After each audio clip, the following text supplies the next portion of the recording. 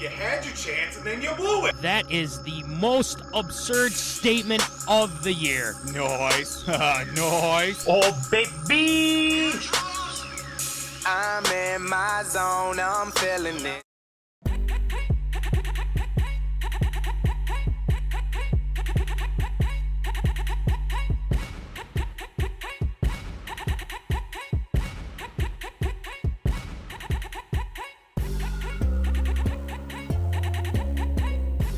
Live from Rock Solid Studios in Granite Falls, it's time for MinneZona Sports, live with DJ Matty C. and Paul the Shield Vold.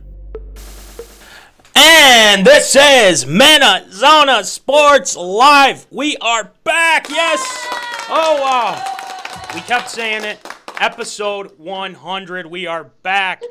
Without further ado, I'm your host, DJ Matty C., a.k.a. Matt Callahan, a.k.a. Callie, a.k.a. Matty C., etc., etc., etc. And all the way from Woods and Shores Studios in Aiken, Minnesota, Paul Vault, the Shield. What's going on there, Shield? It has been a crazy day. Multiple reasons, mostly because of the fact that it is episode number 100, and also it's Case's birthday today. Yeah. He is 1 year old. It is crazy that I mean, the worlds have aligned for this to happen. It is absolutely insane, and it's been an awesome day to say the least, and hopefully this is going to be another good show tonight. It will be another good show tonight. We got fire emojis happening with Easy A. He's happy about it as well. We got people tuning in tonight, so it's we're feeling good about it, man. We're feeling good about it. You're here. You're ready to go. And we're starting things off, man. This is different. Now, we usually start things off with Tater Tot hot take. Not this week. Not this week. Because it's time to celebrate, guys. It's time to celebrate 100 episodes of MinneZona Sports Live. It is ready. It is here. It is awesome. Claps, snaps, the whole kit and caboodle, all around. We're feeling stoked. We're feeling good. We're going to have some fun tonight. Voldy, you know, when we're doing this trivia, we got to take some scores here. And what I mean by that is people are going to tune in. People are going to ask some questions, or people are going to answer some questions, okay? Because not only are we doing trivia, if you guys come up with the biggest scores here, you might be winning some MinneZona stickers, because we got plenty of stickers. Look at these bumper stickers, man. I mean, we got everything going on here. So we got plenty of stuff happening, and we're happy to bring it to you. So we're feeling stoked. All right, let's go. No, let's start with our MinneZona Trivia. All right. Are we ready for the first question? All right, we'll have the zoners chime in. If you get a question right, we'll ding you down. We'll ding you. We'll give you a triangle ding here that we have on our sound effects, and yeah, it's going to be fun. We've got 15 questions, Voldy. 15 questions made by myself and you as well. So we got plenty of that going on for us, but. We have a trivia question already, actually, from a zoner. See more, see money. See money. And he says, how many total sports jerseys, sports jerseys, does Voldy own? List keeps growing, baby. Too many. Too many. Let's put it like that. Too many is, so we'll go with a lot. We'll go with a lot there. Okay, so the first... question here, Voldy. Who is the unofficial ambassador of MinneZona? Okay, we have three choices. Every question has three choices. Okay. A, Papa Callahan. B, Jimbo Vold. Okay. Or C, Jimmy Butler.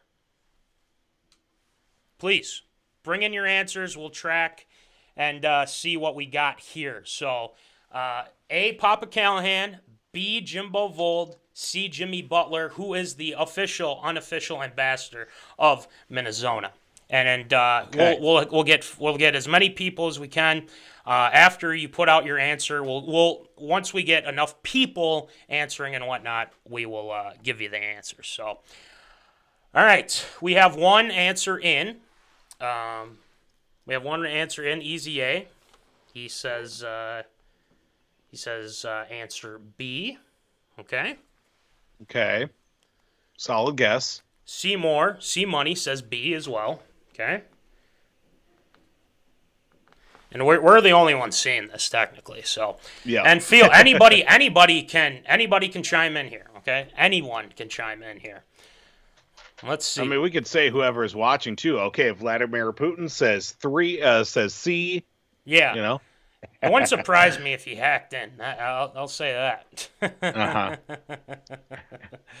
Oh man! But so anyway, let's just for people that are joining. It looks like there are some people joining in the chat here. Who is the unofficial? Or who is the official/unofficial ambassador of MinneZona? A, Papa Callahan. B, Jimbo Vold. C, Jimmy Butler. This one's pretty much a toss-up, let's be honest here. So, all right, we'll give it one more minute, but this one's pretty much a toss-up. I mean, you know, you can't miss this one. So, so far we got two people already chimed in, but Easy says Putin's too busy, as he said. Yeah, he's got some stuff going on. Easy A. He says B. And Seymour says B. And if there's anybody else, okay, not right now. Join in. You still got time. There's still time on the clock, folks. Come on now. All right. So we got that. Who is the official/unofficial ambassador of MinneZona? A, Papa Callahan. B, Jimbo Vold. C, Jimmy Buckets. Even though we don't like Jimmy Buckets on the show, but we'll go with that. But who knows? All right. Shall we give them the answer? Let's do it. All right. So, who is the unofficial ambassador of MinneZona? Voldy,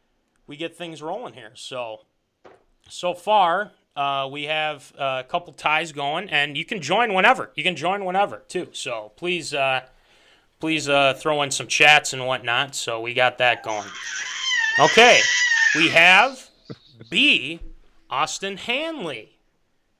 B. Austin Hanley saying that the person that got Voldy going in the first season of MinneZona. So we got that going for us right now. But again, which guest got Voldy going in the first season of MinneZona? A. Double Trouble. B. Austin Hanley. C. Will Rattel. C. Moore says B. Austin Hanley. Okay. So Austin Hanley. We got 2 Austin Hanleys, and whoever else can also chime in too. Again, A. Double Trouble. B. Austin Hanley. C. Will Rattel. So I don't know, Voldy. I think I know who it is. Oh, I do know who it is. But yeah, anyway, I know too. It is. But before we give the answer too, remember, we're talking about the Minneapolis Miracle. Okay, we want to hear your thoughts, your memories, everything. Okay, we want to hear it all. All right. So make sure you guys chime in when we get that going after our MinneZona Trivia, because you might be winning some of these. Okay, you might be winning some of these. So it's pretty dope, as the Kerf Doctor likes to say. So let's give out the answer here. Number 3, question number 3. Which guest got Voldy going in the first season of MinneZona? The answer is C. Will Rattel. That is surprising. Very surprising that the zoners did not know that. So easy. Yikes. A. Oh man, that's you guys. Will Rattel, the red pepper, all that stuff. Okay, I mean, come on, you guys should know that. I mean, Voldy almost blew a gasket right during that interview. Yeah. It was awesome, man. That was fun though. And then we had him on again, and obviously he hasn't been. He made up for it. Yeah, Rattel redeemed himself in my eyes, and we're good to go now. Yeah, we're good to go. That's all there is to it. So, Kerf Doctor says D, strange guy from Cops RA edition. There you go, Voldy. That's far away. I'll tell you that much. Yeah. No kidding. Oh my gosh. All right, so Voldy, let's move on to our next one here. Number 4. Which player got Maddie C riled up during the North Remembers in the first season of MinneZona? First person. A. Jimmy Butler. B. Johnny Manziel, or in Voldy's case, John Manziel. Or C. Infamous Jameis. Both all worthy prospects. But you have to get the right one in order to get the point. So, should we give the Kerf Doctor a bonus point for the Cops RA edition one? I don't know. I mean, you give him a half point. I don't know. At least half a point. Okay, we'll give him a half. I'll allow it. I'll allow it. RA edition. All right, so I love the Kerfman answer. All right, I remember that. Great show. Yeah, well, how come you didn't remember that when we were going here? Come on, man. That's all I got to say. So Kerf Doctor says, thanks, Chris. I got to be consistent. Ha. All right, so C. Moore says A for number 4 with Jimmy Butler. Okay. So C. Moore's got A. We still have time for you guys to chime in too. I'll be looking at the chat. It's a little different now since we're on YouTube because I got to put it up on my phone now. So I mean that's what we got with YouTube, but maybe we can figure that out at some point.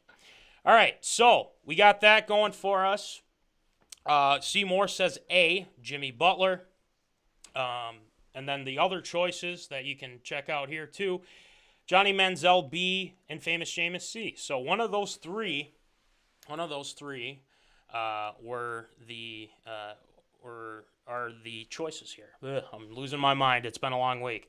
All right, so Easy A says C, Infamous Jameis. Easy A says C, Infamous Jameis. Which player got Matty C riled up during the North Remembers in the first season of MinneZona? Okay, A, Jimmy Butler, B, Johnny Manziel, C, Infamous Jameis. So this one's a toughie. So it's we got things going here. So please throw in your answers. Even if you don't know, just throw it out there. See what sticks. You never know. All right, so let's get to the answer here. Voldy, which player got myself riled up during the North Remembers in the first season of MinneZona? The answer is A, Jimmy Butler. Seymour takes the lead. There we go. He's got 3 down, 3 right for MinneZona Trivia. We'll make sure that we got a couple more here. So there's time to come back, Easy. There's time to come back. So we got that going for us. All right. Our next question. This one, I think, this one should be pretty quick. Okay. Number 5. Who is the Minnesota Vikings expert on the show? A, Matt Metzler. B, Michael Ryan. C, Cole Munson. Okay. This one should be pretty easy. Should be a toss-up here. Or should be a softball. The answer is trick question. The answer is always Aaron Rodgers or the Green Bay Packers. Ew. Ew. I don't want to do that. That's gross. Disgusting. Yuck. So we got that going. Who is the Minnesota Vikings expert on the show? A, Matt Metzler. B, Michael Ryan. C, Cole Munson. All right. Easy A says B. Easy A says B for Mikey Ryan. So we got that going. Seymour says B as well for Michael Ryan. Who is the Minnesota Vikings expert on the show? And let's just give it to him. The answer is B, Michael Ryan. Oh, hold on. Oh, we got someone. Speaking of experts. And he's got the Zona shirt on. Happy That's birthday, right. Case. Claps all around. He doesn't want to stand right friend. now. Oh, Yes. we're gonna chill.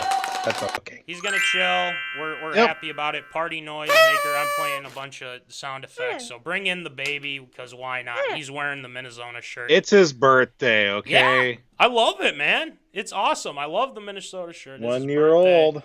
Big 1-year-old guy. He's chilling. He's having a good time. You clap? You clap, yeah? show that off? Go ahead, Case. Clap all around me. No, show off. Yeah. a little bit. Yeah. Your dad a high five? Atta boy. No. Okay. Well, we're gonna get High that. five? Sometimes you gotta let him. Yeah. Sometimes do you it just at his own gotta let pace. him go, right? Yeah. All right. Then the answer here, Voldy, who is not Matt Metzler?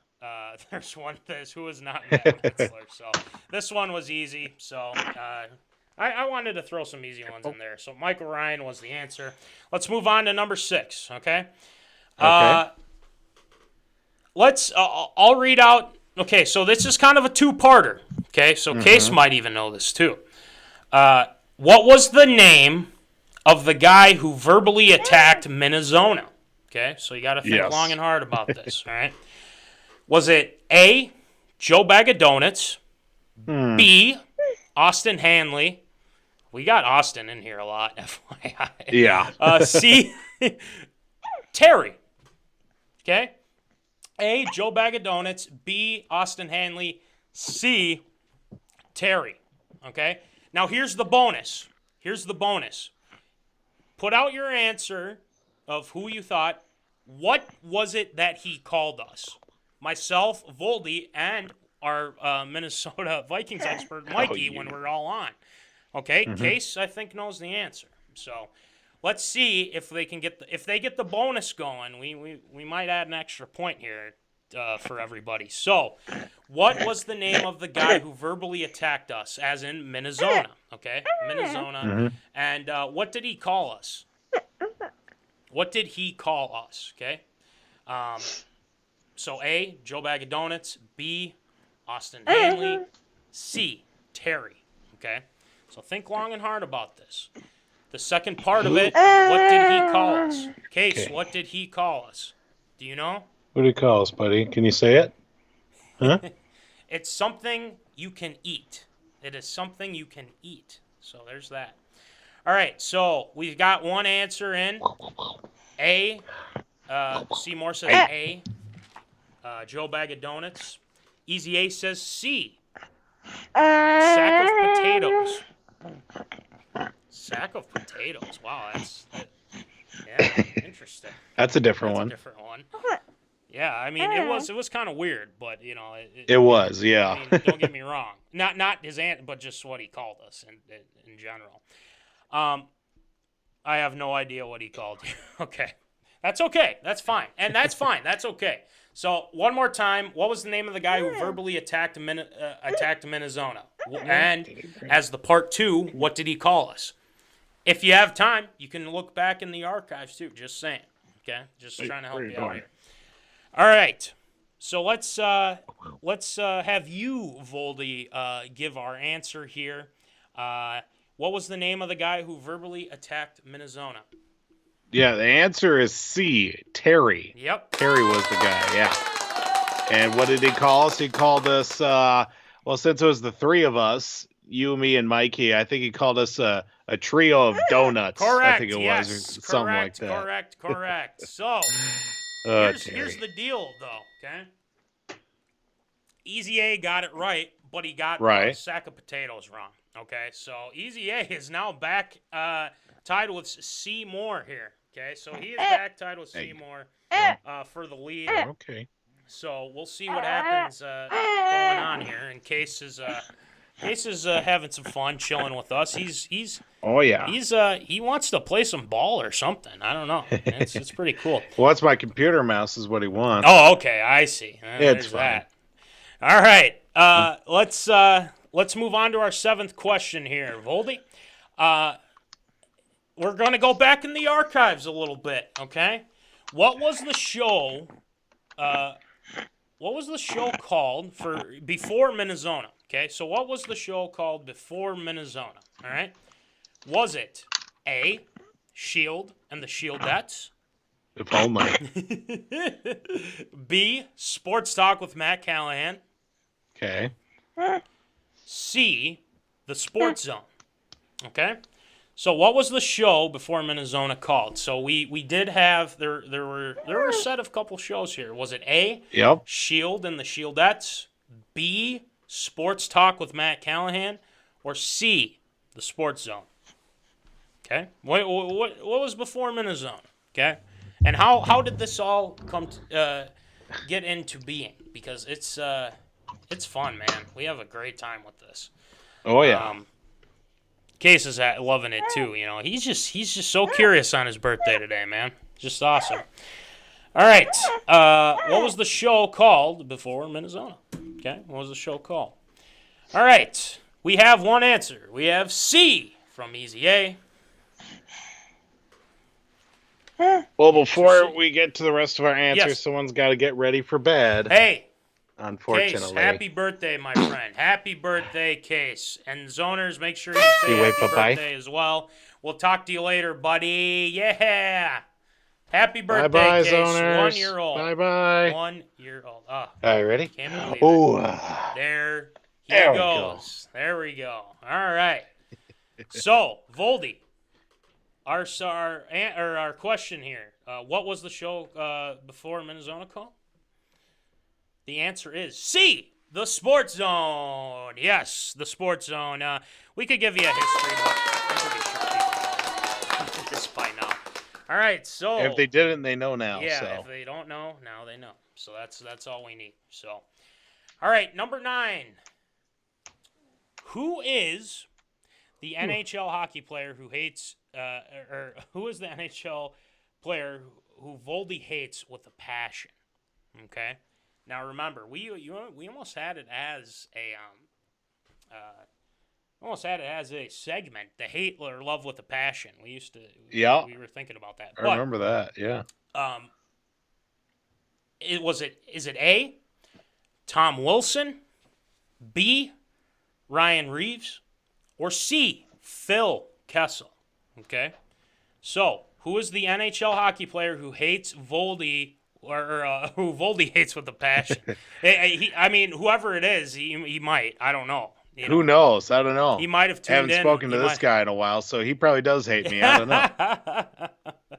Oh, it's too funny. Oh, my gosh. So, yeah, who is the NHL hockey player who Voldy hates with a passion? Okay? A, Tom Wilson. B, Ryan Reeves. C, Phil Kessel. And no longer the thrill, right, Voldy? Absolutely. So we got that. All right. Easy A says C, Phil Kessel. We got another. Oh, no. Okay. So we got Easy A with C. That's with Phil Kessel. Phil the Thrill. Who is the NHL hockey player who Voldy hates with passion? Who is it? I don't know. I just put together questions. I don't know. Let's see. Who do we got here? And we have the answer, or we have another person chiming in. Let's see more. C for Phil Kessel. So we have both Phil Kessel right now, and feel free to chime in too. Give your answers. So who is the NHL player who Voldy hates with a passion? A, Tom Wilson. B, Ryan Reeves. C, Phil, no longer the thrill, Kessel. So let's remember, he did eat a hot dog. He likes hot dogs. So that should give you a clue of who that person is. So this is probably another toss-up, but we want to make sure we got things. All right, let's give out the answer here, okay? The answer is C. Yes, Phil, no longer the thrill, Kessel, and scores are tied, 6-6. 6-6. So it all comes down to the stickers, man. It all comes down to the stickers. So, all right, question 10. We are almost there. I will say these next set of questions here, not going to be a lot of easy ones. You're going to have to do some deep diving, and the loyal zoners will get these. The loyal ones will get these. Do you have your ones. Sheet up, Voldy? Please go ahead if you want to do this. Oh, absolutely. Go ahead. We'll start off here with question number 10 here. As one of the more beloved segments for MinneZona Sports Live, who came up with the name for Tater Tot Hot Take? And I know this was a planning process of trying to come up with segments when we initially had this whole project together to begin with. Who came up with the name for Tater Tot Hot Take? Was it A, former intern guy Trevor Service, B, Mrs. Sarah Ann Toosvold, or C, Kerf Doctor? This is a good one, man. Mm-hmm. I like this. Again, your choices are A, former intern guy Trevor Service, B, Mrs. Sarah Ann Toosvold, or C, Kerf Doctor. Okay. Who came up with the name for Tater Tot Hot Take? We'll see. Okay, we got a couple questions left, so please chime in. I'll be checking here. It was such a great name. I remember when we, and the person that we were talking with, I believe is when you came down when we did the trailer. Yep. When we came down, you did the trailer, and all of a sudden it just got brought up, and it just, boom! Yes, that's it. That's it. That's exactly what we want. So, Tater Tot Hot Take. It's got to be. It's the favorite segment, and it's won 2 years in a row, I believe. So it's pretty impressive. I'm quite happy with that. So, all right, number 10. We got people chiming in. Easy A says B, Mrs. Sarah Ann Toosvold. Okay. C Money says C, the Kerf Doctor. Kerf Doctor. It's very interesting. Very interesting. Yes. Who could it be? I wonder. So, we'll give it let's give him the answer, because we got a couple more, and then we got to get to the North Remembers with the Minneapolis Miracle. All right, Voldy. The answer is B, Mrs. Sarah Ann Toosvold, who came up with the name Tater Tot Hot Take. Yes, she was, and I remember it very well. I think we were eating somewhere or something like that, and we're just thinking of segments, and she says, "Oh, Tater Tot Hot Take," and it's just Whoa, exactly. yeah. That's just great. It's awesome, man. Oh, it's just so cool. All right, well, Easy A has now taken the lead over Seymour, so it's 7. Okay. It's 7-6, 7-6 between those guys. So let's go to question 11, Voldy. Yes, question 11 does include, what local establishment did Will Rattel, quote, not like in his first visit on the show, pertaining to a prior question that we had here with trivia as well. Your choices are A, the Red Pepper, B, Varsity Pub, or C, Joe Bag of Donuts Donut Emporium.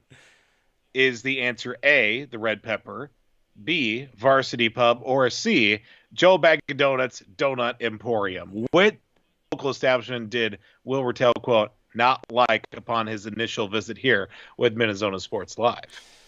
It's a great question. It's a great question. There's some. This was just very controversial. I didn't think this would be so controversial. Yeah. I just didn't. And you just asked a simple question. Simple question. Just a simple question. Just trying to get a feel for the and guy. And then all of a sudden, I just no. And then, what? You got to be kidding It was me. up here, and he just went down there. Yeah. But we've rebounded. We're up there now. We're getting up there. We got to meet up sometime, hopefully this summer, and make it up to his neck of the woods, and maybe have to treat him to a nice, nice dinner out, meal of some sort. So. Yeah, it's possible. It's very, very much possible. So we'll hopefully get that set up. All right. So our first ones have come in. Okay. A says Easy A, and says the aforementioned Red Pepper. And then we have another one. A new person chiming in here. Agent Orange 90 says B. He says B, Varsity Pub. That's very okay. It could be any three of these. It really could be. So certainly can be. Yeah, it certainly can be.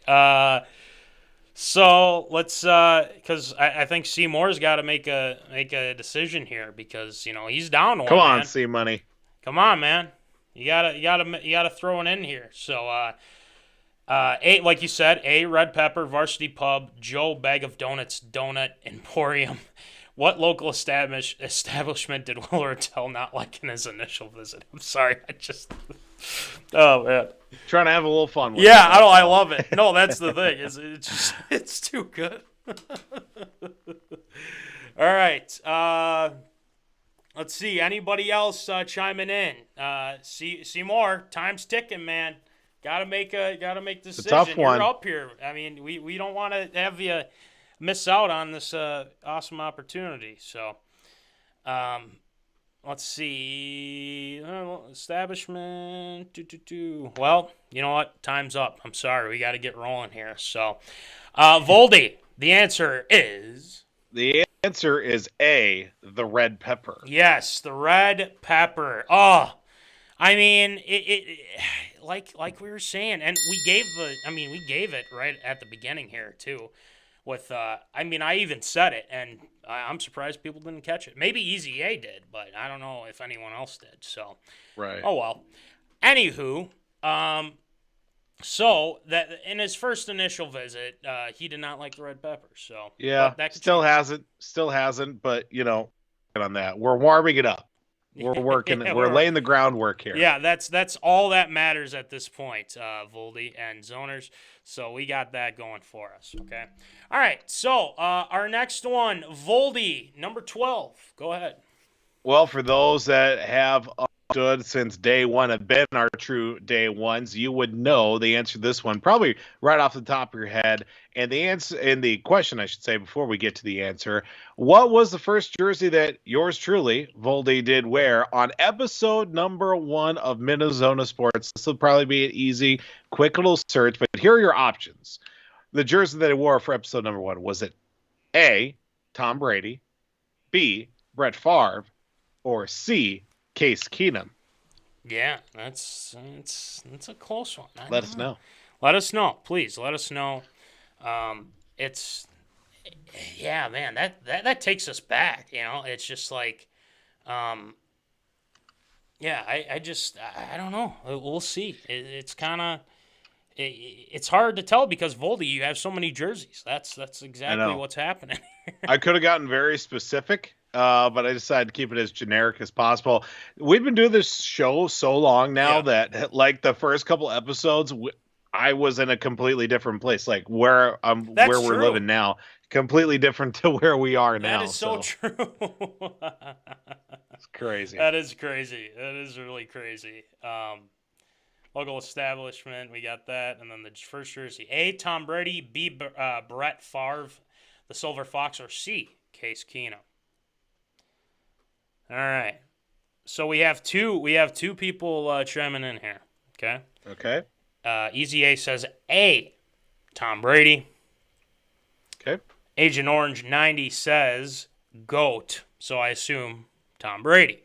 So we have... If Agent Orange could properly identify himself with his government name, that would probably help to figure out who that person is. Yeah, it would. It definitely would. If that person is willing to reveal.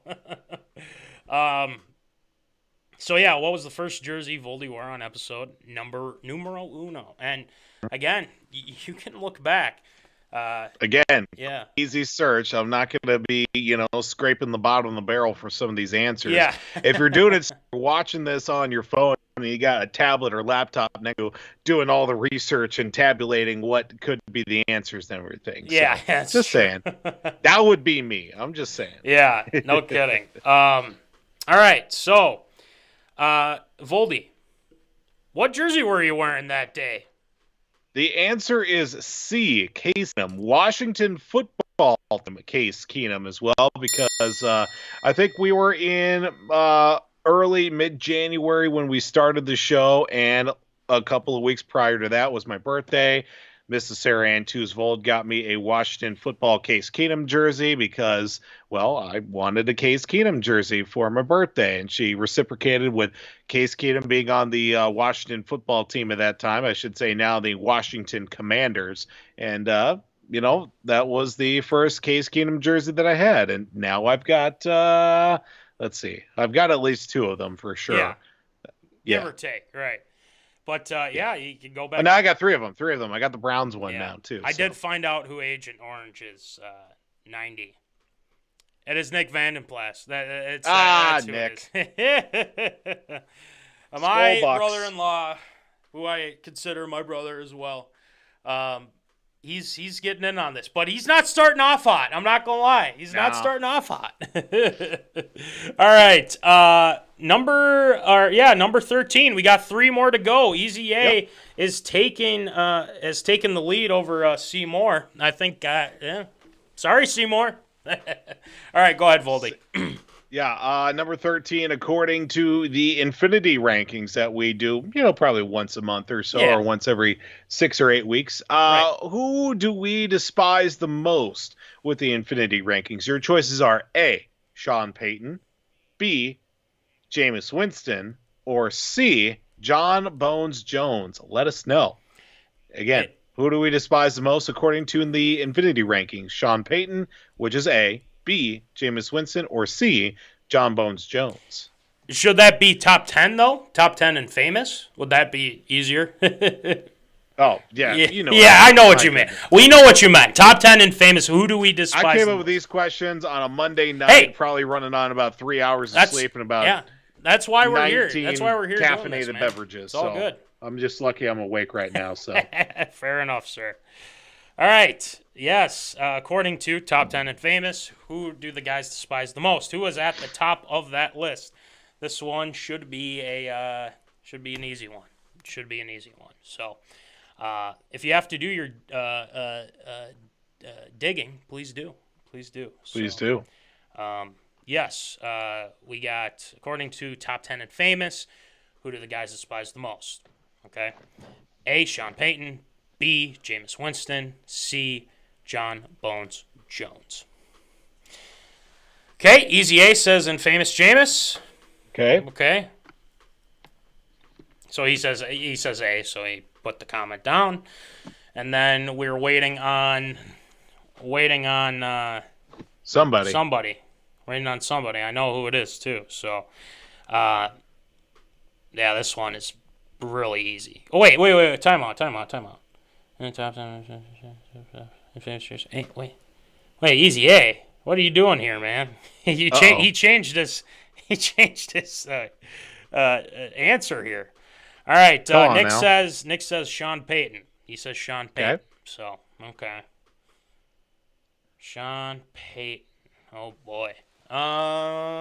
B, James Winston, or C, John Bones Jones. All these are very worthy. Very worthy. So we're gonna go with Easy A's last answer. So he's going with A, Sean Payton. So Voldy, who is it? Well, you probably should have stuck to your guns, Easy A, because the answer is B, Jameis Winston. How do you miss that? Top 10 in famous list is named after him. He's infamous Jameis. That's why we have the list all together, and you should have stuck with your guns, my man.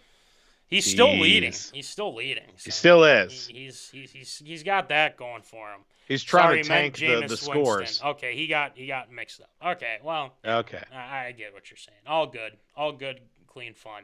All right, number 14, Voldy, go ahead.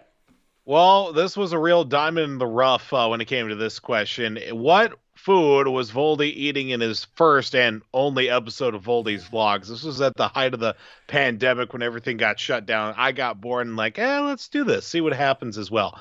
Again, what was the food Voldy was eating in his first and only episode of Voldy's Vlogs? Was it A, steak, B, tater tot hot dish, or C, chicken wings? A, steak, B, tater tot hot dish, or C, chicken wings? Let us know. It's a great question, because that goes back. That goes back a little bit too.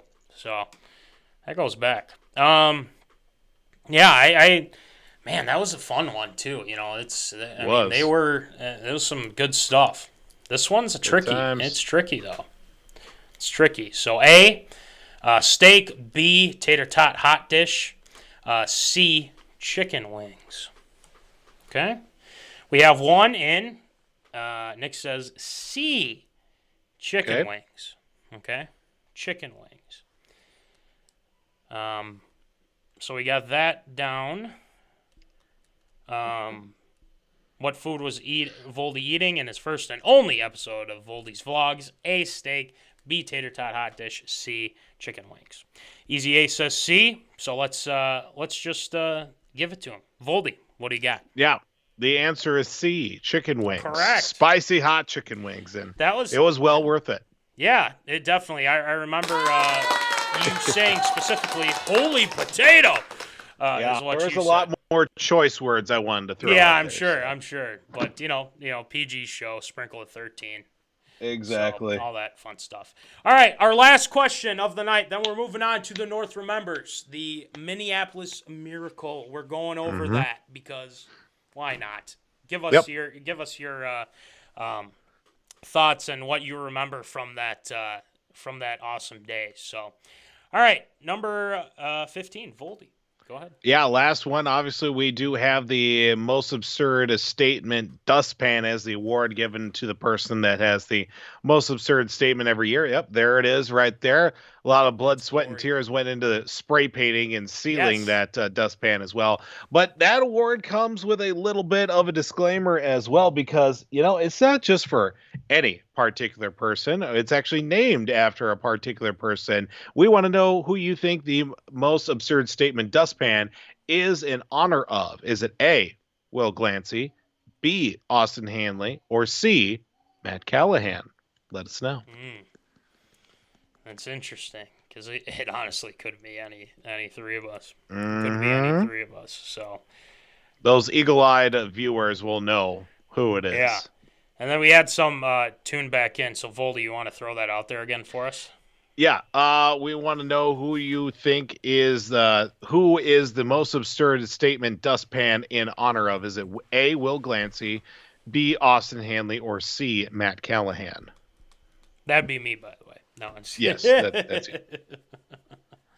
So, yes, please throw out your answers, because we want to know. We just want to know. So, all right, we have one. Easy A says A, and that being Will Glancy. So that is Glancy going on right there. Okay.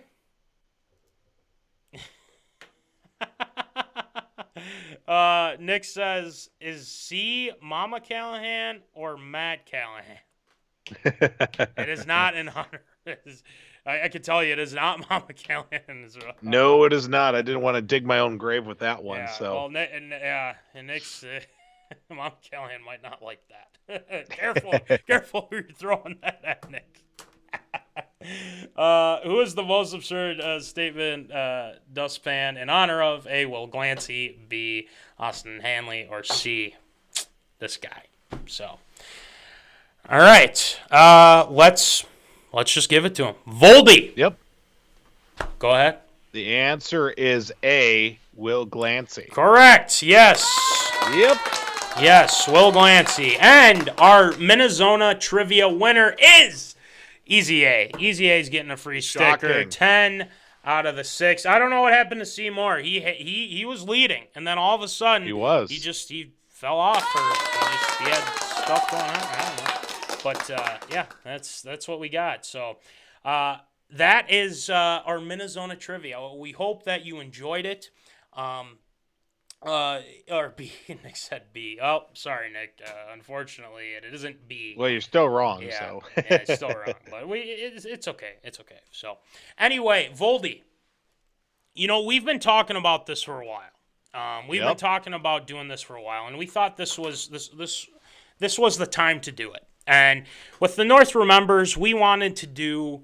There's a lot of stories we want to do, but we wanted to go back for the 100th episode and talk about the awesome time that was in January 15th, 2018. Minnesota Vikings taking on the New Orleans Aints. Okay, we hated the Aints. I wanted them. The Vikings were 13-3. They were good, everything like that. We all know the deal, but we want to hear where you guys were, what you guys thought of the whole thing as well. And where you were, things like that. Voldy will give his, I'll give mine. But I want to hear from the zoners. Where were you? Your thoughts on Diggs' catch, all that stuff. By the way, this is the jersey I wore when he there got it it. is. So let's oh, wow, I got to even find the video. It's been a while since we've done this. There it is. All right, it's time for the North Remembers.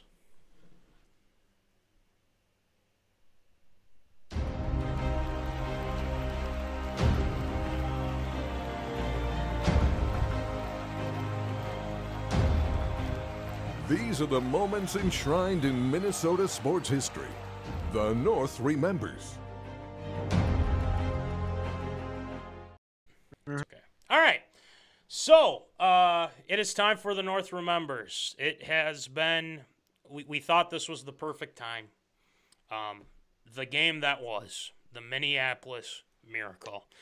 Now, a lot of us were expecting the big things from the Vikings that season.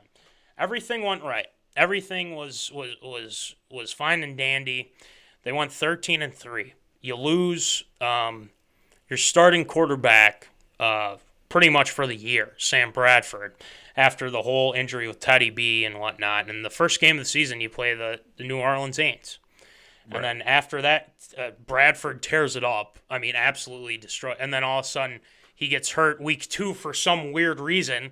And it was the weirdest thing that happened. But he's able to come back. Or, I mean, who other than Case Keenum steps in and just kills it, man. Yep. Absolutely kills it. So, just a little backstory of it. And this game, I remember thinking to myself, this is the game where I want to stick it right back to these guys, these Aints. In 2009, we got kicked in the face or punt, or you know what? We got kicked in the balls. We literally got kicked in the balls because of, it was some self-inflicted, yes, but there was also a lot of BS that happened. But, I digress. But still, this game, we wanted, this felt like our year, man. It really did. And especially with the home stadium being US Bank Stadium, or being at US Bank Stadium for the Super Bowl, and then, having some home field advantage. Unfortunately, had to go to Philly the next week. We don't talk about that, though. Nope, no, we do not. Okay. But it was intense. It was so intense, and we loved it. We absolutely loved it. So, Zoners, give us your thoughts on where you were during that time, and we'll make sure that we get it on air for you here. Easy A has a memory here that he wants to throw out. I was at Kerf Doctor's house with DJ Matty C, and as the game went on, it got more intense until Diggs caught the ball and the house exploded with screaming, yelling, and excitement. I was not, in fact, I wasn't with you that day. You're thinking of the playoff game, the 2019 playoff game, Easy A. Come on, man. You're thinking of that game. The Minneapolis Miracles when Diggs caught it. Yeah. But it's okay. We'll somewhat forgive you. But all right, Voldy, that day, I want to hear your story on that day. What happened? I think you were working or something. Yes and no. Okay. I wasn't working per se, but that day coincided with the Dakota State University football team banquet, and luckily enough, I was able to go. Spent, majority of the first half actually watching the game from home. It was only like a quick 2-3 minute drive to where the banquet was taking place right in Madison, South Dakota. So I was just like, watch the game and get over there. A little, after halftime or whatever, and at least go and, enjoy it. Get over there, dinner, catch up with a couple of people. The game was going on. Banquet was supposed to start like at 6:30 or something like that. Get closer to it. It's like, about half the team is here. Head coach isn't around. And, catch one of the players I knew. It's like, oh, yeah, everybody's over in the next room. We were in a banquet hall, and, like, the next room over was the bar. It's like, yeah, everybody's still watching the game. It's like, there's, like, a minute left. Like, what's going on? It's like, well, the Vikings are down. It's not like they're going to come back and do this one. So, just sitting there waiting for it to, finish up or whatever. It's like, all right, to wrap up any second here. And then I just hear an uproar in the next room. The play that happened, the play in question that did happen. I'm just like, what happened? And it's like, Vikings just won. Like, oh, wow. That's crazy. Because me and Sarah were both there, and we're just like, all right, we gotta move along here. We got things to do that evening. So that time, never saw the play until like 8-9 o'clock that night. All I knew is the Vikings won, and that was the extent of it. And Case Keenum led them on a game-winning drive. Never saw the play until I didn't see it that night until later that night. So I can't have a really good story about it just because of the fact I actually missed it.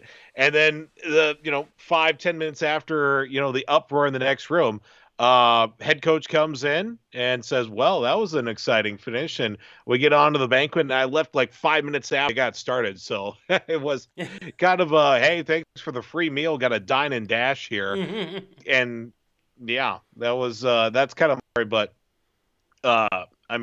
expected big things out of it with 13-3 for the Vikings.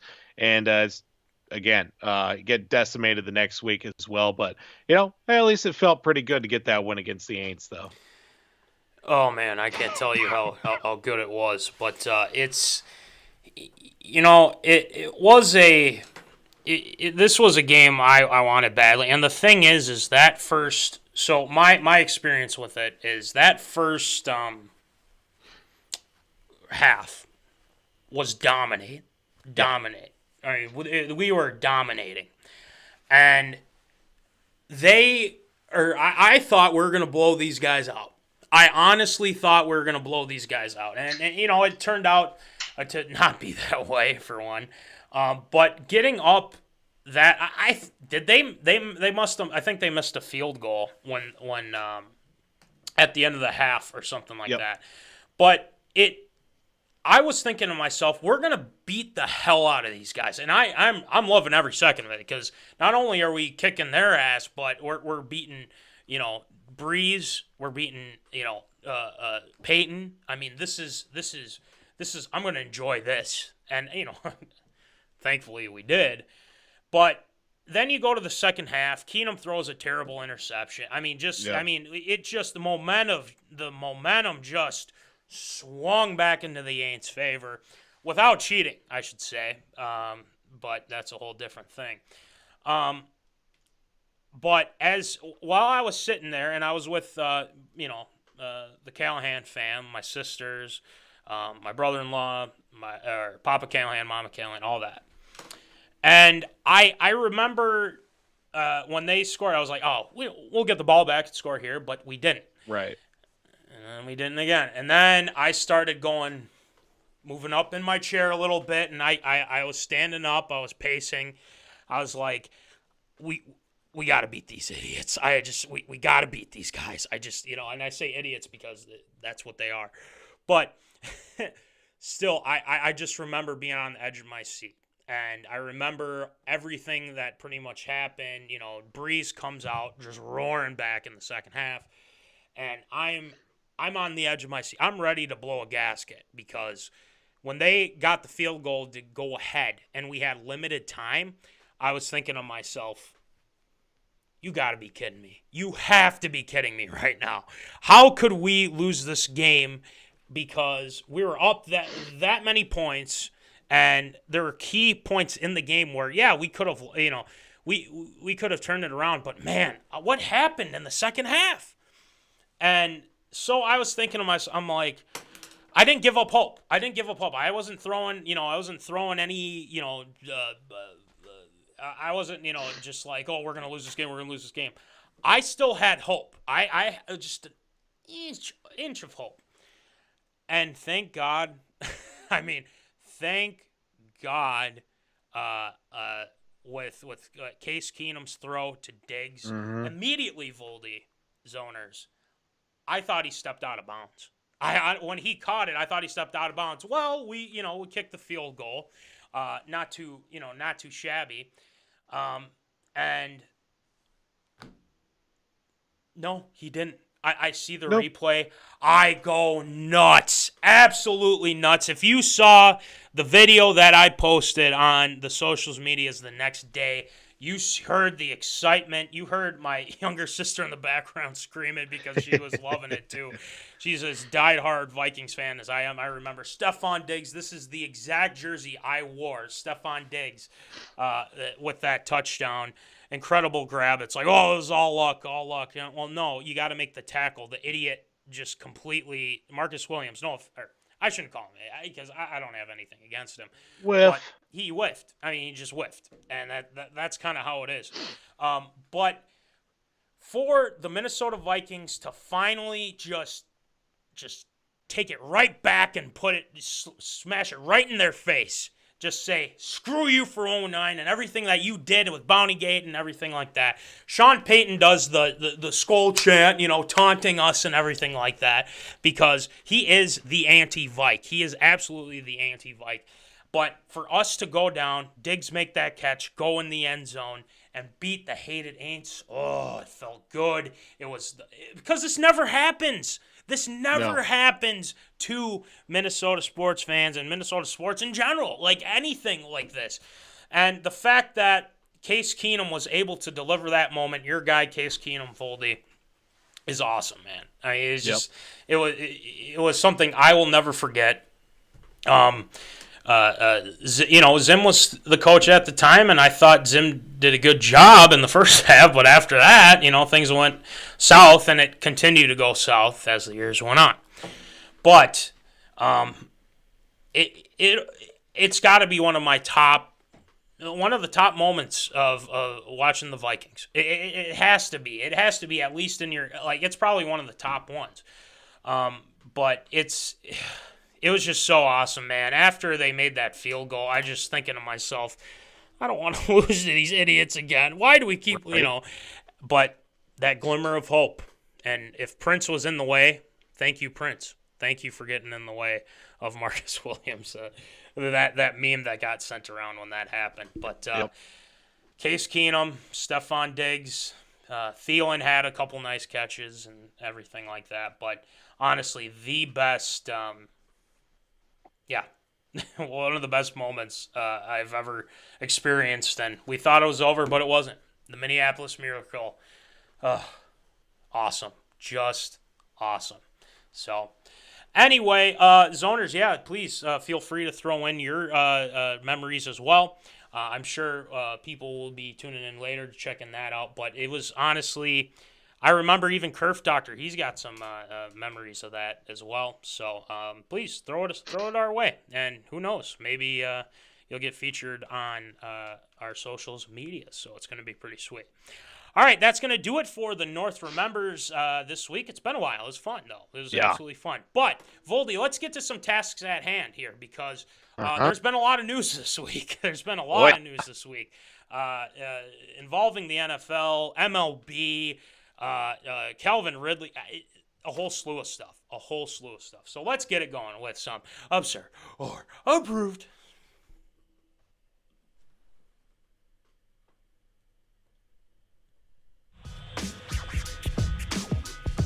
It's time for everyone's favorite segment, Absurd or Approved.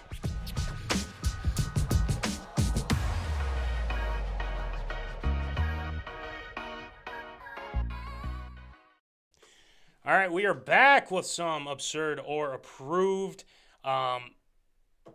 We've got a lot going on here. So we got NFL, we got CalvinRidley, we got Rodgers, we got the Wilson trade, Carson Wentz today too. Whew, pretty sweet. So anyway, we can start getting going here as we get Voldy back. Of course, Skype doesn't throw us a bone here, but once we get Voldy in, we'll start talking about the CalvinRidley thing. But I might as well give my thoughts here. Ridley, NFL suspends Atlanta Falcons wide receiver CalvinRidley for at least 2022 season for betting on games. And it must have been pretty rough for CalvinRidley. But at the same time, there's been some punishments that have been handed down that have affected some other people too. Not with betting specifically, but the Ray Rice situation, things like that. With that going on, it's just, it's interesting to see when someone gets completely and utterly suspended for the whole year, but then Ray Rice only gets a 2-game suspension or things like that. So it doesn't make any sense to me, but it's weird to me why that didn't come through as well, but it's an interesting situation. So without further ado, we got Voldy back here as well. Oh. All right, let's try this again.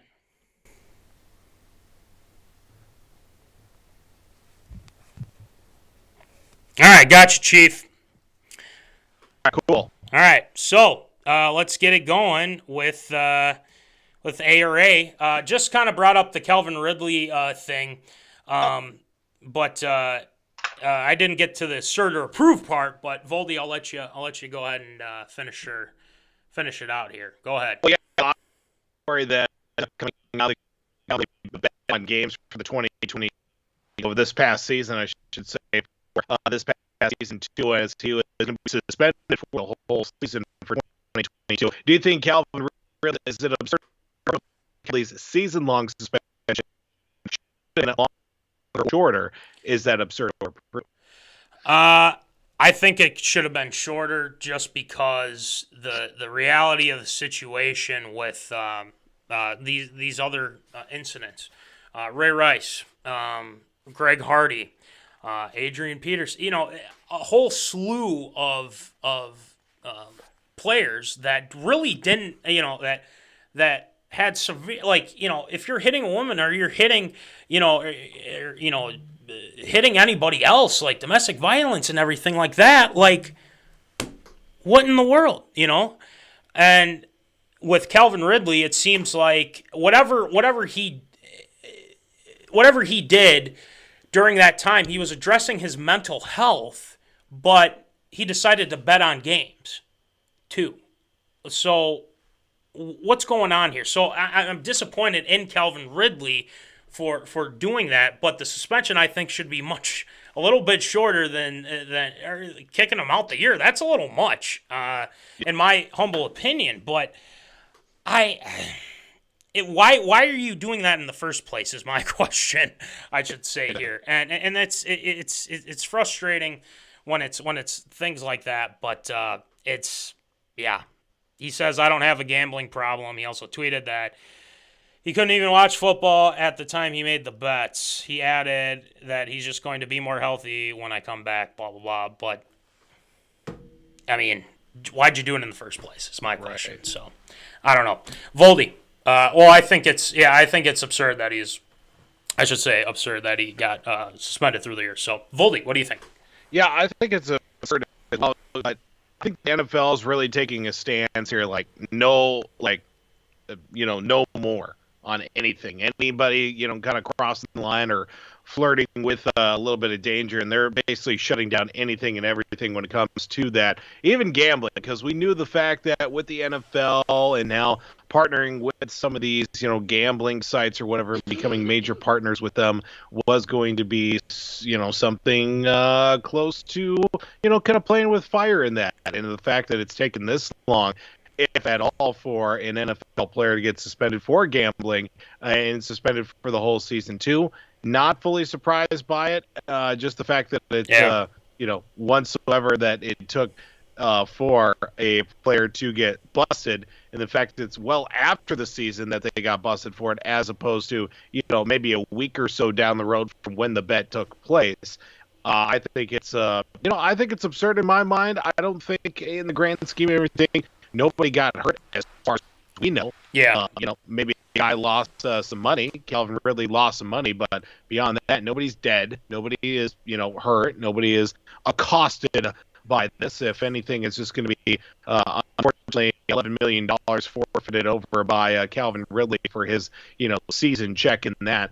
But I think it's a little bit of absurd. I think the NFL is just trying to to enforce their dominance when it comes to them being the judge, jury, and executioner, and giving a guy a season-long suspension. So let's put this out here too. This is what Goodell said. Your actions put the integrity of the game at risk, threaten to damage public confidence in professional football, and potentially undermine the reputations of your fellow players throughout the NFL. So there's a lot going on with that. I am so sick and tired of professional sports leagues talking about integrity, especially when it comes to baseball too. The integrity of the game, you cheated, you can't do that. It's like these games are impossible. We are watching the best of the best of the best. Freaks of human athletes going out there performing daily, weekly, monthly, and perform things that no average person can do. And we're talking about integrity. And when a guy gets suspended and gets, enforced for doing something that any normal person would do, it's talking about you're disrupting the integrity of the game. So sick and tired of that being a scapegoat and a crutch for anybody in a professional sports league. Look, these are human beings. We all make mistakes and we all screw up. It's just unfortunate that these people are, self-made millionaires and have worked their butts off to get that up point for that money too. And you know what? They make simple mistakes. I shouldn't say this is a simple mistake. This is a big mistake on the part of CalvinRidley.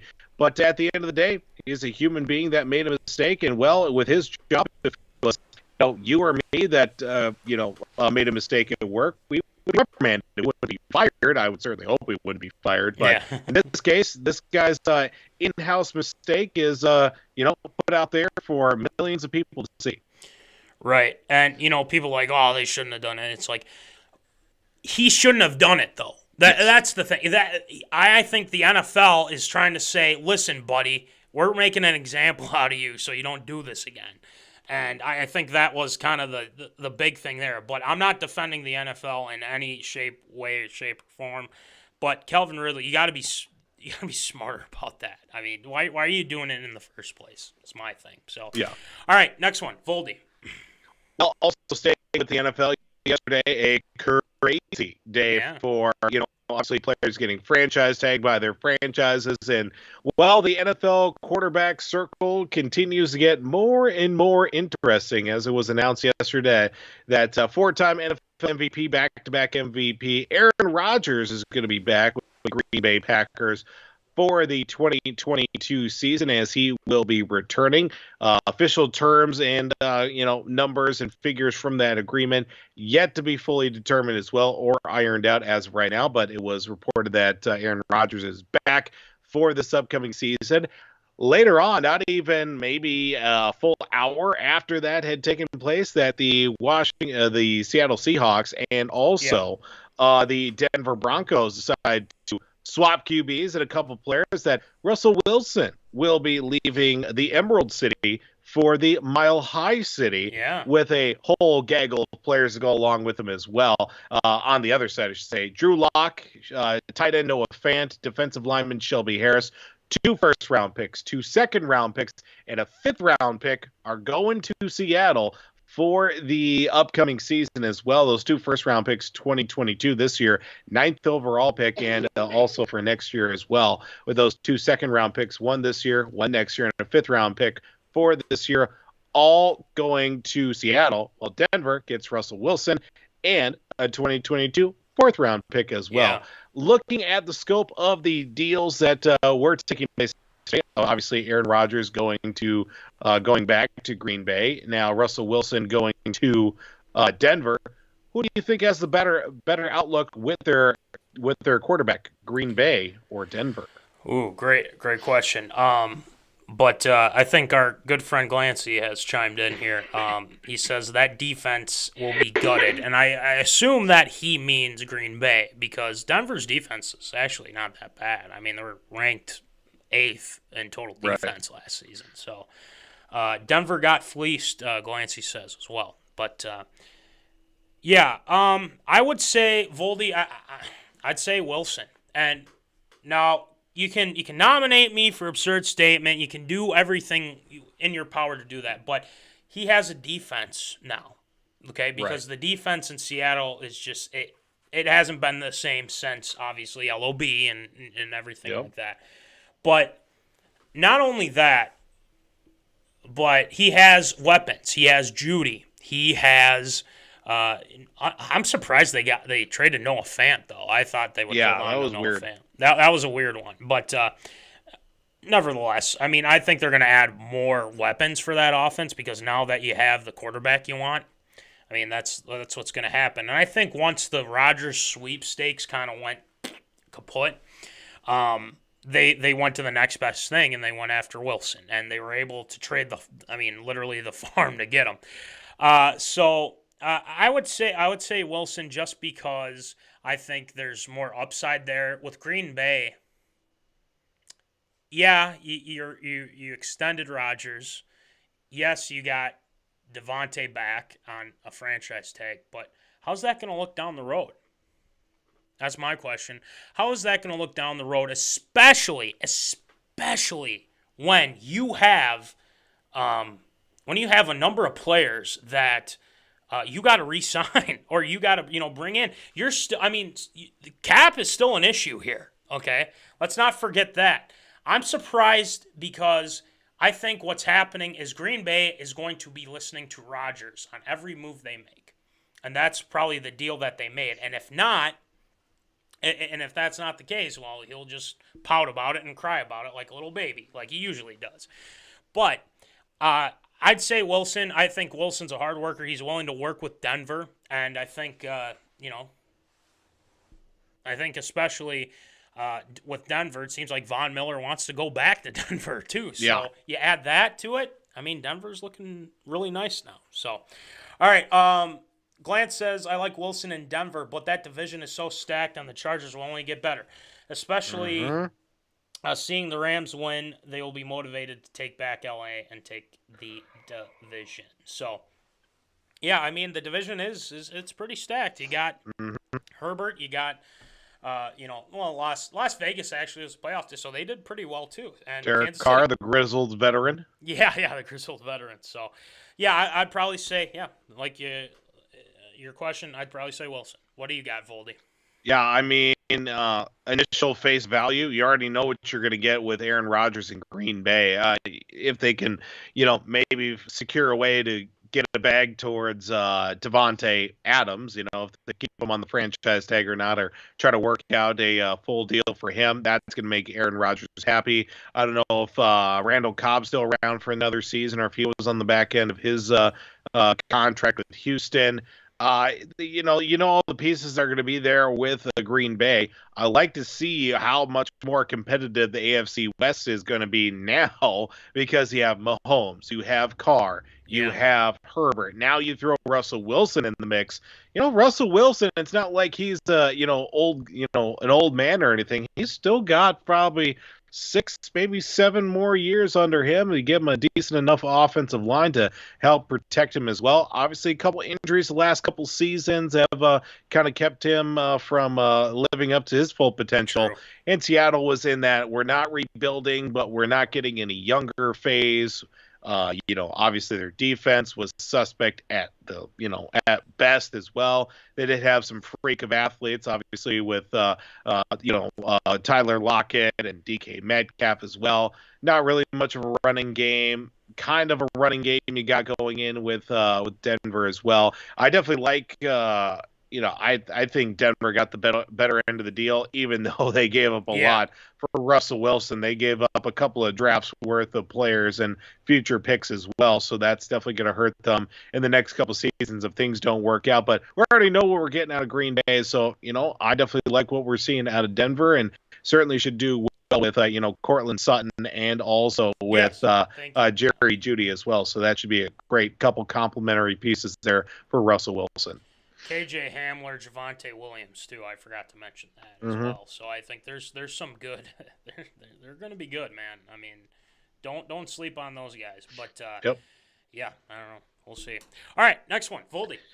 Well, actually, the political ramifications of what's going on over in Europe right now with the Ukraine and obviously Russia, unfortunately, has kind of trickled its way into the sports world as of late, as it was reported that WNBA player BrittanyGriner was detained in Russia after customs officials said they found hashish oil in her luggage at an airport near Moscow back in the late stages of February, early March, as well as the Federal Customs Service for Russia alleged this past week searched luggage and believed that it belonged to Griner and found vape cartridges that contained the oil derived from cannabis as well. But unfortunately, that player, that being the likes of Brittany Griner as well, could have faced a maximum penalty of 10 years in Russian prison as well. But the identified detained person as a player from the U.S. women's team did not specify the date of their detainment as well, but it seems that things have kind of smoothed over. There's still a lot of mystery and a lot of cloudiness when it comes to with this as well, but not the greatest moment right now for Brittany Griner, for players for the WNBA too. But at the end of the day as well, it doesn't seem like U.S. political officials or anything are doing much to try to help out Brittany Griner get out of this situation legally as well. So is it absurd or approved? Do you think Brittany Griner is being hung out to dry by the U.S. with her detainment? That's a great question, because here's my question. Why does she have that oil, or this contained oil derived from cannabis in the first place? That's my question. Probably in pain. Yeah. No, that could be it too. Therapy. She probably got depression, anxiety, like everybody. It could, yeah. But knowing that too, let's throw this out there too. Knowing that you have that, but then you're going through an airport, especially during the time that Russia invading Ukraine, this isn't good. I mean, if I understand if you're dealing with depression, anxiety, and everything like that with using cannabis, but knowing that you have, granted, I did read into the story too that she gets paid more by playing overseas. Yeah, they all do. So they all, like you said, they all do, and there's nothing wrong with that. But at the same time, why are you bringing that over? I mean, you have to be careful when when this situation arises, you would hope that she would think, shoot, I shouldn't have this in my luggage because they could, detain me in apparently 10 years. But for I think they need to do something about this, and I think she will come home and whatnot because it's a situation. It's a very delicate situation going on right now. But I think she'll eventually get back and whatnot, get out of Russia. And it sucks that it had to, that she had to, go, stay in Russia and whatnot. But, people are praying for her, trying to get her back. And I think eventually it'll happen. It's just, it could have been much worse. So I'm hopeful she'll be back. And, she's a heck of a WNBA player too. Oh yeah. Don't get me wrong there. But, I understand. I get why, if you're suffering from, with the mental health stuff, I get that, but you got to be thinking at the same time, especially in Russia right now. So, Voldy, what do you think? I just certainly hope she had a prescription for it as well. That no longer too, that it was prescribed by a doctor as well, with the ongoing health and mental health for professional athletes too. This could just be the worst case of worst case of wrong place, wrong time in that regard too, because obviously with that stuff in Russia, which is already on edge enough as an American, as a professional athlete in a foreign country, but also at the same time that country you're in is invading another country, certainly does not help the cause of feeling all safe to begin with, especially when you're in a foreign country trying to make money to support your family, not only in a different country but on the other side of the world, is not helping. Was she hung out to dry? I would think that she probably was, given the fact, again, wrong place, wrong time. Yep. The absolutely worst possible situation for anybody to go in through, because she's not the only American over there. There are tons of Americans, tons of, European players over there that are playing over there to, first off, just keep playing basketball, but also, to help and support their families when the WNBA season is over, because they're playing during the winter months in Russia as opposed to, the spring and summer with the WNBA season. And that's just unfortunate because the fact that they have to go overseas, they're not getting the same pay as other professional leagues, teams, and players, is a detriment to not only for them, but also for the league that they play for. And the WNBA not coming in to help out as well. Like, obviously, they want to support their players. And BrittanyGriner, who's been a force in the league ever since she came out of the league, came out of college as well, that can't exactly go in and start, muscling around everything, because they're not exactly in a situation financially to start throwing out and writing big checks to start making sure that their players are taken care of. Yeah. Was she hung out to dry? Yeah, unfortunately she was hung out to dry, and hopefully she is going to be well taken care of and, be able to get out of there, especially with it being such a tough situation right now politically for the world to be in right now. Exactly. I agree with you. So I think she'll get back safe. So that's the hope. So, all right, Next one, Voldy. Well, Major League Baseball can't come up with a reason to have a regular season. They canceled another week of games because they didn't meet the deadline for them to come up with a new collective bargaining agreement. Hey, at least they did come up with something. Major League Baseball wants to institute a 14-second pitch clock with the bases empty and a 19-second timer with runners on, to sources familiar with the situation as well. I've been floating around the last few years with each clock and everything that goes along with it. When it comes to actual enforcement, nobody can make heads or tails of what actually to enforce it as well. Obviously, there's still talks about banning the shift in baseball as well. Having an official recommendation if that's going to come through or not. But this before a pitch clock comes out of years of increasing game times, last season as well, where there was the average of one inning game was 3 hours and 10 minutes, which was 20 minutes longer than a decade ago, when the average length was just under 3 hours and 50 minutes as well. But looking at in the whole situation, this quote-unquote new pitch clock idea, this are approved, will it actually be enforced if and when the baseball season decides to begin? Great question, because that was going to be my next thing, is like, are we going to actually play? Because, the breaking news today was, them canceling more games up till April 14th, I believe. Yep. So I think we've said this before, as people's attention spans now are pretty much at about like 5-8 seconds, whatever it is. And with baseball, with the timing and everything and the pitch clock, I think this could be very controversial at first, especially with the players trying to, say, it's screwing up the integrity of the game and everything like that. But let's be honest, it shouldn't be that long to pitch. It shouldn't take that long to pitch, okay? And, 19 seconds with runners on, okay? I mean, it's to make sure that we're not getting those games that go long and everything like that, and people's attention spans, and that's the world we're in right now. And I get why, I love the game of baseball too. Okay, it's but at the same time, it's not getting the ratings that it used to be getting back in the early 2000s. Even into the late 2010s. But now it's just, people's attention spans are just not, and especially the young kids, they're like, I don't really want to, check this out. But I think it's going to be good, and I think it's going to be good just to have that, instead of having these guys just sit there, all right, what am I going to throw, and just taking way too much time.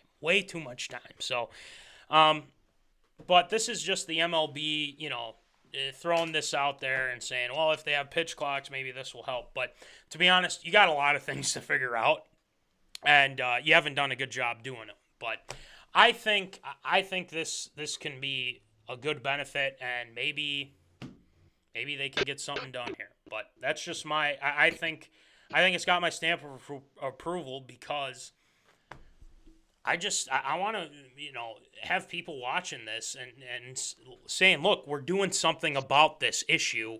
Let's try to make this a plus instead of a negative. So, Voldy, what do you think? I'd like to say it's got a nice stamp of approval, but the fact that this is something that's been going on for years now, at least the last 5 or 6 years, like pitch has been introduced. Literally, there's no enforcement on it. No, yeah. Like the pitch clock is going, but a guy goes over the pitch clock. Like, what's going to happen? Is it going to be a ball? Is it going to be a strike? Start taking pitch counts away from pitchers as well. Like, what's the actual rule itself? If a guy doesn't throw before the clock ends, like, what's it going to be? Is it better automatically get on base then? Like, what's the payout? What's the other side of the coin on this one? Sure, you can throw this in as well, because what there's a situation where the pitch clock goes up, technical difficulties to the point where the umpires are counting down. Does a pitcher, do they break out the stopwatch? What is the actual enforcement on this? And it's going to start with the umpires, making sure that it's going to be enforced, and the pitching and the pitching staffs as well, with the pitching coaches as well, to obviously work on changing the rhythms and momentum of pitchers as well. Look, you can throw in all these quote unquote new rules, but in the no season to have all forward again. But you can talk about this 5-6 years down the road. Yeah. If it's going to actually matter all together. We're all about getting what they want at the time. That's Major League Baseball, unfortunately. They want to get as many people as possible, get as quickly possible, because fans will stick around no matter how long it is. I don't care who you are. I don't care if you like baseball. I'm going to stay for 3.5 hours. I don't think about that. It's not going to be a 2.5 hour game. If it is, well, I feel like I got ripped off. If that's me, it takes me just as long for me to go from the Woods and Shore studio down to Target Field 2.5 hours easily. I want a 3.5 hour game. I want to pay $15 for an adult beverage, $19 get chicken strip. That's part of the deal right then there because the tickets cost $75 for those in the section. Right. That's part of the game. I can get a real answer on that one. Okay. We'll see. I mean, if it sucks and they don't enforce it well then it's just, yeah. But like you said, I mean, when I buy tickets to a Twins game, I usually stay the whole time because that's what I would do. And you know what? The nice thing about it is they have Wi-Fi there, so if you get bored and you're not, But I'm usually watching the game, don't get me wrong, or tweeting about it. So there's that. All right, last one. Voldy. Well, I'm getting looked at for the return of the Stanley Cup. NHL decided to rebrand its Stanley Cup playoffs logo with a new branding for its postseason that was announced this week. The most photorealistic version of the Stanley Cup that it has ever been used in the logo for the Stanley Cup playoffs, which has gotten a redesign in their logo for, in the past 13 seasons, and the redesign does have some major components that go along with it, with fonts, updating the look of the Stanley Cup, and even building the shape as well to give it more of a real look as well. It can be customized not only for the logo itself, but also for the teams as well, for each team in the NHL. Do you think it's absurd or approved that the new Stanley Cup logo, you think it's absurd with the new logo itself ahead of the Stanley Cup playoffs? Yeah, I'm looking at it right now. And because we did this last time when we did photos. So let's bring this up here. Yep. I gotta get away from your microphone. Yep. Right angle. There you go. There we go. So there it is. I don't mind it. I kind of like it. The reason why is because it's simple, but it works. I think it really does. It seems kind of sleeker, but at the same time, I kind of look at it and it kind of looks like the LA Kings not logo, but like their font and everything like that. It just reminds me of that for some reason. Maybe because it's just the colors and everything, but like probably, yeah. I think it's pretty. I mean, it's nothing like you're like, oh my God, this is the most amazing graphic from the NHL I've ever seen, But it's good. I mean, I don't mind it. I think it's something that anybody can work with and whatnot, and it's so basic that it works. I think it works, and I think as we go down the road here, we'll probably have some other people give their thoughts as well. If they have a shirt, like I'd be fine grabbing a shirt of that, and just wearing it. So that's just mine. But ahead of the playoffs, you'd think that there'd be more like spectacle or something like that. But it works. I like it. Stamp of approval. Voldy, what do you think? The thing goes lesser, and I'm a big fan of less in this game as well, because the fact that they did less is more, but also at the same time, they just went out and created new fonts. Because you can do that. Well, let's just create a new way letters look, basically. They did take inspiration reading here from the article for the 1925 Stanley Victoria Cougars heading on the trophy itself. They created the SC Sarah. That's one of the fonts that they used. Okay. The second was the inspiration by the entrance of the Montreal Winter Hotel in 1917. They named it Windsor. So we're just coming up with new fonts and the way letters look, just purely by happenstance. We're just going to go ahead and create a new language, basically. That's what the NHL decided.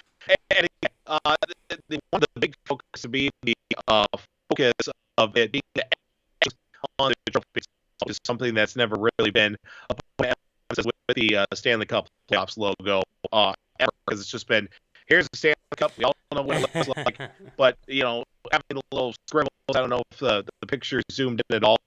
They put a lot of effort into highlighting all the names on the Stanley Cup is certainly very cool to see as well. It's got my Stanley, that's for sure. Yep, I like it. Less is more. I like the way you put it. So yeah, stamp approval. All right, great job with ARA this week, Voldy. We got you back in right on time, so that was perfect timing.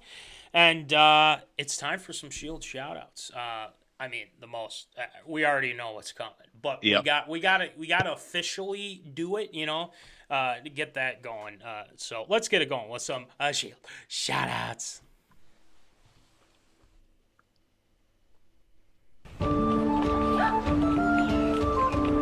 Shield shoutouts.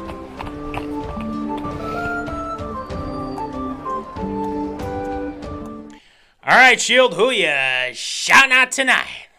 First off, 100 episodes in there for tonight as well. Got to send a big Shield shout out to everybody who's tuned in over the first 100 episodes. Guys, love, support. We would not have the shows all together, so we certainly appreciate everybody who's tuned in week to week, even when I was here, when I wasn't here. Callahan wasn't here, even though he's here at 98% of the time. We certainly appreciate you guys for taking the time to join in each and every week, whether you watch us live or watch the show afterwards as well. So, shout out to everybody who tunes in. And of course, if you missed that earlier, we did have a special guest, baseball James Bold, to in the fray for just a little portion of the sports first 100. So happy first birthday, son! 1 year ago that he was born, and so that has already been a year. Yeah. Changed. Sarah's world has changed. Grandparents have changed as well. Aunts, uncles, cousins, great-grandparents have all seen a beautiful little boy come into the world as well. He has changed so much from, obviously, the first time that I tell them, and even to this day as well. Then a day goes by that I don't lucky I'm the father to this wonderful little boy. So happy birthday to Case. Hopefully he decides to sleep through the as well. So hopefully he'll take that into consideration on his birthday too. So I definitely got to say a big Shield shout out to my son, and also Shield shout out to Greg Popovich, Pops from the San Antonio Spurs, becoming a all-time wins list for the NBA, tying the legendary coach John Nelson for the most wins as the head coach in the NBA. Pop's been at it for a long time. Still sneaky funny with some of his game interviews before, during, and after as well. Pop's still getting it done. We'll probably very easily break the record. Maybe, hopefully, get one more title before it falls. We'll see how that. That's going to do it for Shield. I love it. Yeah, it's hard to believe. Yeah, especially what you said with the zoners. I mean, there's people that tune in live. There's people that tune in later. Because, the thing is, it's so accessible that with YouTube, you can, chime in anytime. And then we have our segments that we throw out. So we appreciate everybody chiming in, especially with our trivia. Had a fun time with that as well. So we appreciate all the zoners. But anywho, great job with Shield. Shout-outs, Voldy. Happy birthday to Case. Can't believe he's 1 year old, like you were saying. It's just awesome. It's hard to believe. He's walking, he's running, he's got hair. I mean, the guy's he's awesome, man. He's just awesome. So, without further ado, remember, we've got merch, people. We're going to be sending some stickers Easy A's way.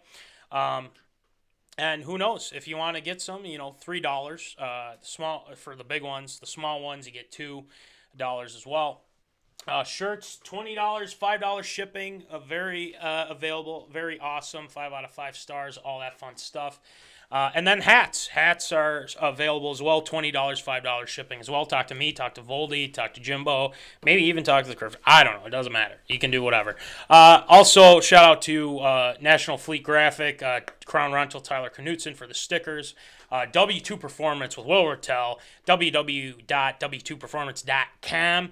And then shout out to Jack O'Keefe, Jack's Junkyard. He's doing a great job. Breaking into the League with Sam Gabrielli, Ryan Martin, available on Spotify, Apple Podcasts.